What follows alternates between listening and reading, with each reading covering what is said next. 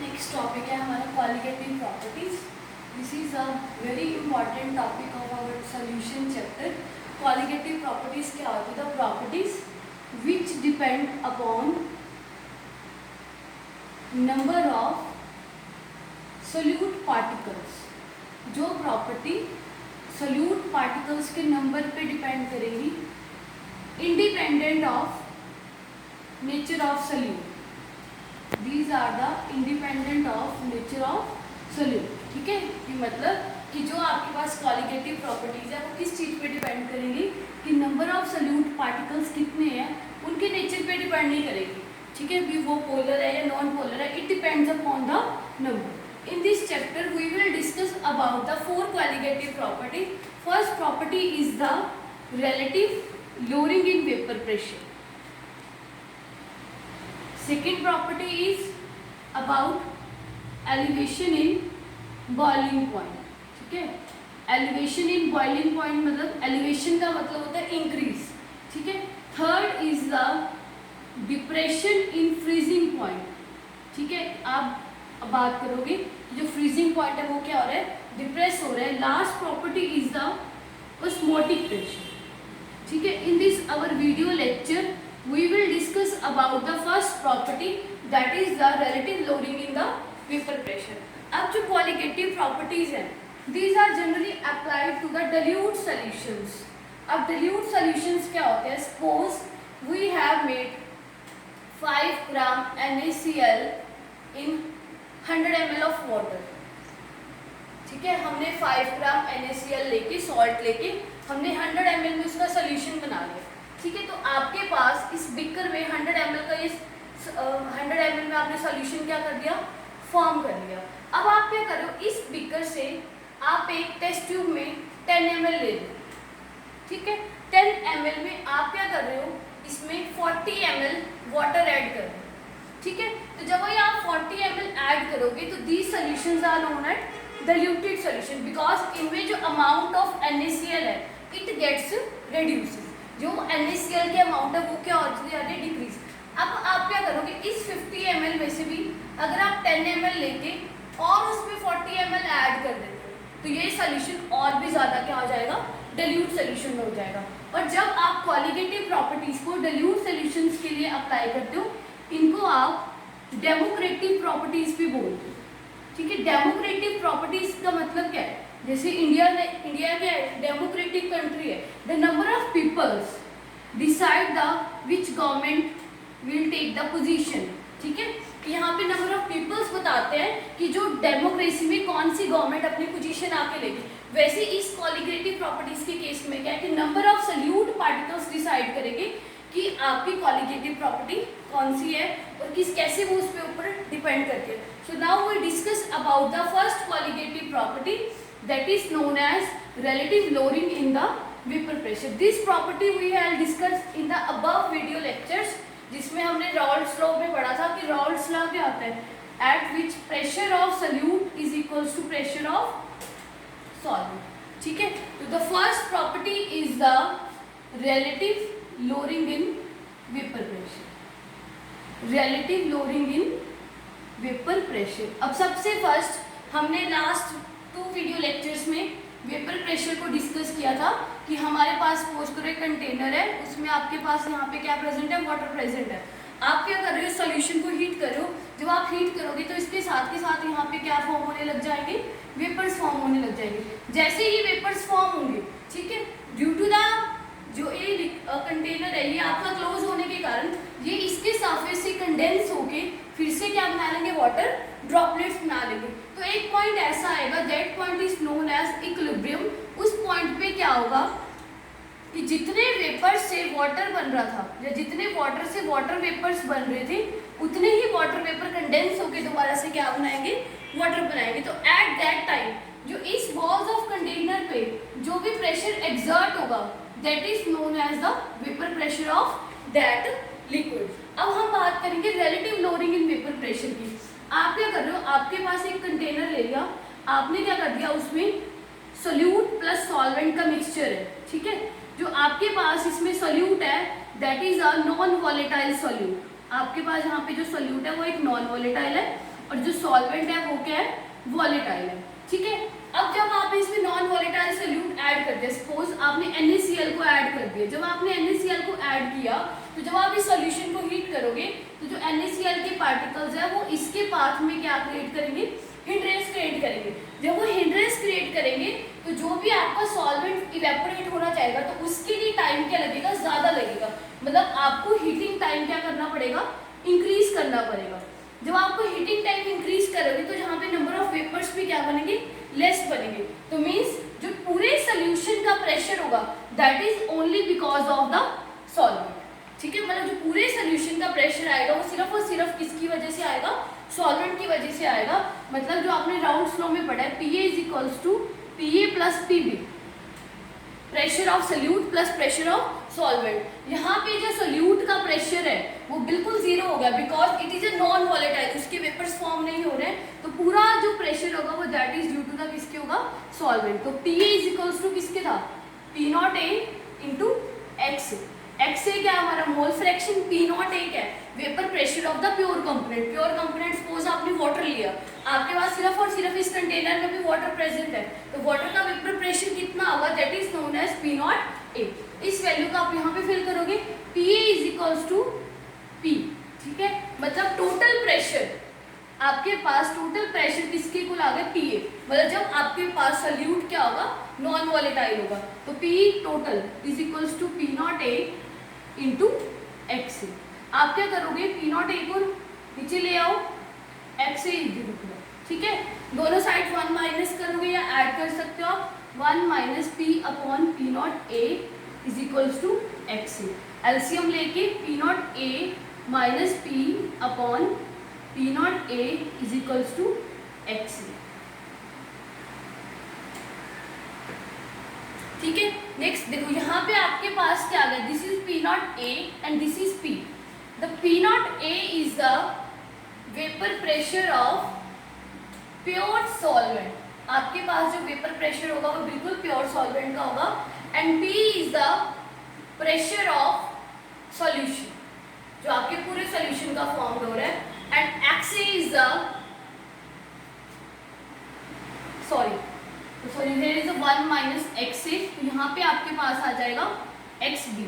XB is the mole fraction of solute. ये हमने last video lecture में पढ़ा है, mole fraction of solute plus solvent = 1, ठीक है। अब देखो आपके पास क्या है, जो P0 - P मतलब vapour pressure of pure solvent ज्यादा होगा, जब आप उसको सोल्यूशन में मिक्स करोगे तब वो क्या होगा, कम होगा। कैसे कम होगा, बिकॉज देखो जब ये प्योर सॉल्वेंट है तो उसको जब आप हीट कर रहे हो तो वेपर्स क्या बन रहे हैं, ज्यादा। जब आपने नॉन वॉलेटाइल सोल्यूट मिक्स कर दिया तो उसके पाथ में क्या क्रिएट करें, हिंड्रेंस क्रिएट कर रहे हैं, जिसके कारण क्या होगा, जो सॉल्वेंट के लिए जो वेपर प्रेशर है वो रिड्यूस हो जाएगा, हीटिंग ज्यादा देनी पड़ रही है, number of vapours formed are the less, that's why जो P0A - P आ गया, this is known as lowering in vapour pressure. P0A - P is known as lowering in vapor pressure, ठीक है। अब यहाँ पे आप बात करें विद रिस्पेक्ट टू P0A, तो P0A - P/P0A, this is known as relative lowering in vapor pressure। आप इसमें एक एग्जांपल ले सकते हो, सपोज करो आप रोड पे जा रहे हो, ठीक है, और 2 कार्स जा रही है, ठीक है। आप इस कार नंबर 1 में हो और कोई पर्सन है कार नंबर 2 में, आपकी स्पीड है 40 km/h, ठीक है, और इस पर्सन की स्पीड है 50 km/h, ठीक है। तो आपकी अपनी स्पीड 40 km/h है और सेकंड वाले की क्या है, 50 km/h। जब आप अपनी स्पीड को सेकंड वाली कार के साथ जज करोगे, ठीक है, वो आपकी स्पीड इस कार के विद रिस्पेक्ट टू कितनी है, तो that is known as relative. मतलब आप किसी चीज को उसके रिलेटिव में एक्सप्रेस कर रहे हो, that is known as relative lowering in the vapour pressure.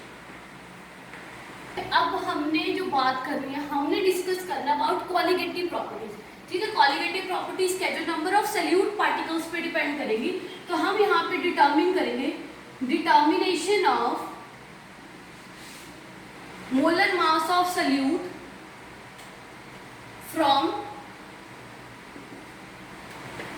relative lowering in vapour pressure, मतलब जो अभी हम इस क्वालिटेटिव प्रॉपर्टीज को डिस्कस कर रहे थे relative lowering in vapour pressure से, उससे हम मोलर मास को डिस्कस करेंगे। बिकॉज हमने लास्ट अभी इसी वीडियो में बोला है कि क्वालिटेटिव प्रॉपर्टी किस पे डिपेंड करिए, नंबर ऑफ सल्यूट पार्टिकल, ना कि नेचर। तो हमारे पास क्या है, P is not A minus P upon P not A is equals to X B.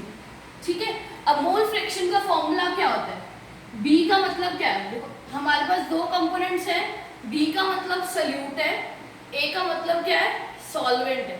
ठीक है, तो B का मतलब क्या है, mole fraction of solute, that is equals to NB upon Na plus NB, number of moles of solute upon total moles. This is the number of moles of solute to the total mole of solution. ठीक है, अब हम यहाँ पे बात कर रहे हैं डिल्यूशंस की।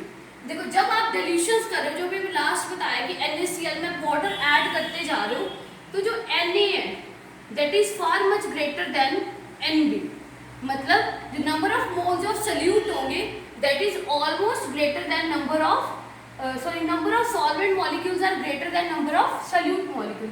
तो आप यहाँ पे एक्सप्रेस कर सकते हो Nb upon Na, because Na is far much greater. ठीक है, तो Xb इज इक्वल्स टू किसके इक्वल आ गया, number of moles of solute divided by number of moles of solvent. अब नंबर ऑफ मोल्स का क्या फॉर्मूला होता है, ठीक है, नंबर ऑफ मोल्स का फॉर्मूला है given mass divided by molar mass. ठीक है, गिवन मास को आप रिप्रेजेंट कर रहे हो W से, ठीक है, मोलर मास को रिप्रेजेंट कर रहे हो आप M से। ठीक है, अगर हम बात करें number of moles of solute, तो यहाँ पे आप लिखोगे WB अपॉन MB। ठीक है, अगर आप बात करें number of moles of solvent, तो WA अपॉन MB। ठीक है, तो XB की वैल्यू क्या आ गई, number of given mass of solute divided by molar mass of solute into mass of solvent into weight of solvent. ठीक है, इस वैल्यू को आप इक्वेशन नंबर 1 में पुट करोगे। ठीक है, put this value in equation number 1। आपने इस वैल्यू को इक्वेशन नंबर 1 में पुट किया, आपके पास क्या आएगा, यहाँ पे P not A minus P is equals to P not A is equals to WB weight of solute molar mass of solute into weight of solvent upon. ठीक है, तो अब आपको यहाँ पे हम बात कर रहे हैं determination of molar mass of solute.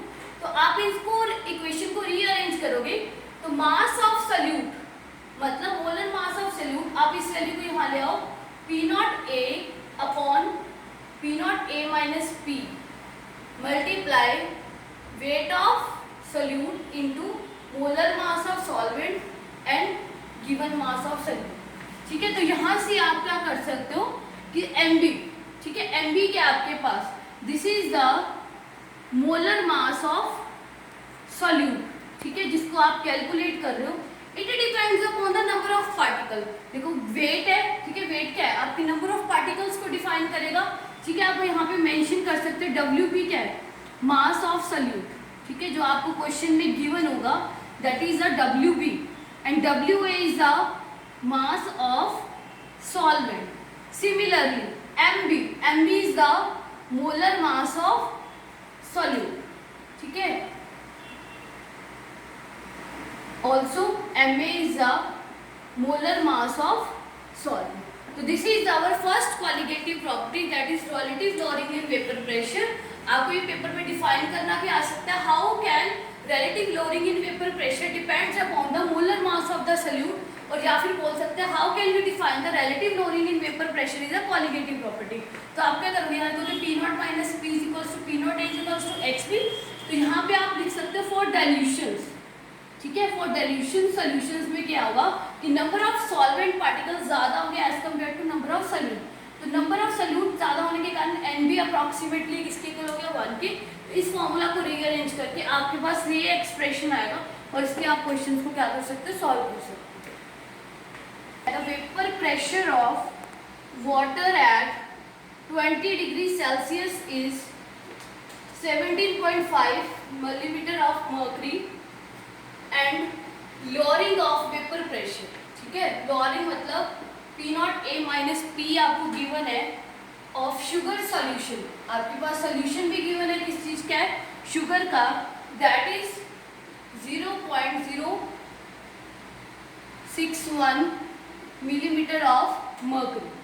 तो फर्स्ट आपने फाइंड आउट करना है, आपने calculate the relative lowering in vapour pressure, ठीक है, आपने relative lowering in vapour pressure को काउंट करना है। सेकंड है आपके पास वेपर प्रेशर ऑफ सॉल्यूशन, आपने सॉल्यूशन का वेपर प्रेशर बताना है।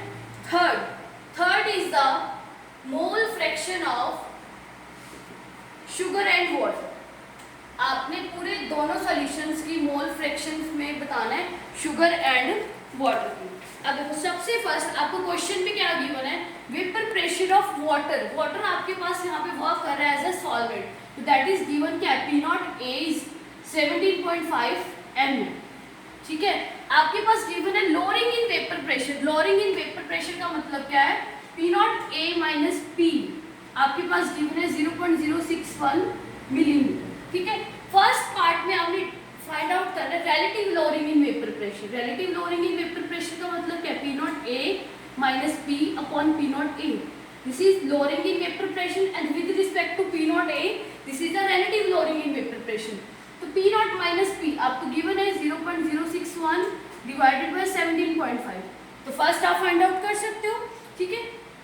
अब सेकंड आपके पास है, देखो सेकंड आपने निकालना है वेपर प्रेशर ऑफ सॉल्यूशन, देखो वेपर प्रेशर ऑफ सॉल्यूशन क्या आएगा, P नॉट माइनस P आपके पास गिवन है 0.061, अब आपने P निकालना है, that is the pressure of the solution. P not A आपके पास गिवन है 17.5 0.061, आप इस वैल्यू को इधर ले आओ, 17.5 माइनस 0.061, दिस आपके पास क्या आ जाएगा, प्रेशर ऑफ द सॉल्यूशन, ठीक है। अब नेक्स्ट आपके पास है थर्ड, आपने फाइंड आउट करना है mole fraction of sugar and water. अब देखो आपके पास P not A minus P upon P not A किसके इक्वल होता है, XB, XB का मतलब है mole fraction of solute, solute मतलब दैट इज ऑफ शुगर, ठीक है। P not minus P upon P not A, ये क्या है 0.061 अपॉन 17.5, जब आप इन वैल्यूज को सॉल्व करोगे आपके पास आंसर आएगा 0.00348, ठीक है। तो आपके पास मोल फ्रैक्शन ऑफ क्या आ गई, सॉल्यूट आ गई, ठीक है। हमने लास्ट टॉपिक में पढ़ा मोल fraction of solute plus solvent इसके इक्वल होता है 1 के, तो आप मोल फ्रैक्शन ऑफ सॉल्वेंट निकाल लोगे 1 minus 0.0348, this is the mole fraction of solvent means mole fraction of water, ठीक है। You have to solve the question. If you have any query, you can ask the question on the WhatsApp.